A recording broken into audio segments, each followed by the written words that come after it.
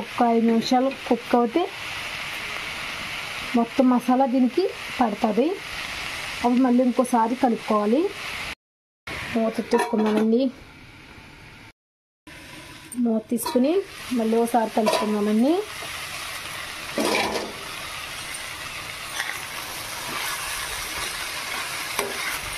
అడుగంటుతుంది, కలుపుకుంటూ ఉండాలండి ఇప్పటి నుంచి.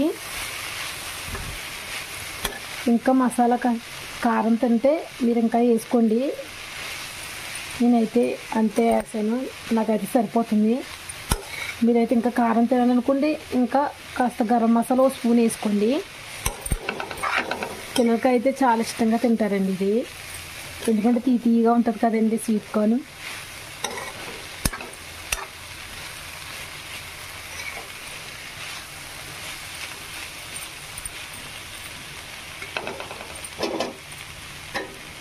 ఇంకొక 5 నిమిషాలు మళ్ళీ మగ్గించుకుని మగ్గుతుందండి. మూత పెట్టేసుకున్నాం. మళ్ళీ మూత తీసుకుని ఎంతవరకు వచ్చిందో